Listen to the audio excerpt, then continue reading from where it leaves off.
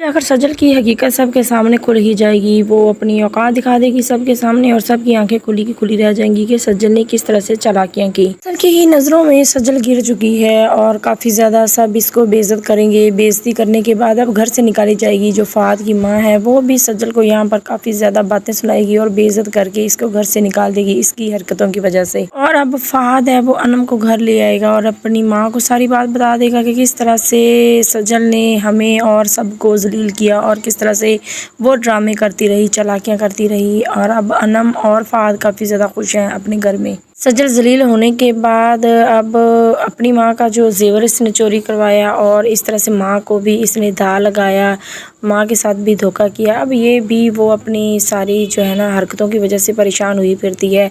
अपनी माँ के पास जाती है, जब माँ इसको बात करती है तो आगे से अपनी माँ को काफ़ी ज़्यादा यहाँ खरी खरी सुना देती है। नौशीन जब सजल के मुंह से ये बातें सुनती है तो उसको बहुत ज़्यादा दुख होता है और वो ये कह देती है साफ साफ कि ये सब कुछ तुम्हारी वजह से ही हुआ है, तुम्हारा ही किया धरा है सारा कुछ। और यहाँ पर नौशीन बहुत ज़्यादा सजल को बातें सुनाने वाली है। दूसरी ही तरफ दिखाया जा रहा है कि जो नवीद है वो काफ़ी ज़्यादा परेशान हो रहा होता है। वो यही कह रहा है कि मेरी वजह से ही सारे बहन भाई अलग हुए और मैंने कभी भी अनम की बात भी ना मानी, ना सोची, ना सुनी और ना ही कोई एहसास किया और बहुत गलत किया मैंने। मुझे ऐसा नहीं करना चाहिए था, मैंने कभी किसी पर गौर ही नहीं किया और अपनी बीवी पर भी ऐसे इल्ज़ामात लगाए और उससे लड़ाइयाँ झगड़े की, उसको उसके माँ बाप के घर में भेज दिया। मैं ही गलत हूँ। आने वाला नेक्स्ट एपिसोड बहुत ज़्यादा इंटरेस्टिंग होने वाला है। अगर मेरी वीडियो पसंद आई हो तो मेरी वीडियो को लाइक कर दें और मेरे चैनल को सब्सक्राइब भी कर दें।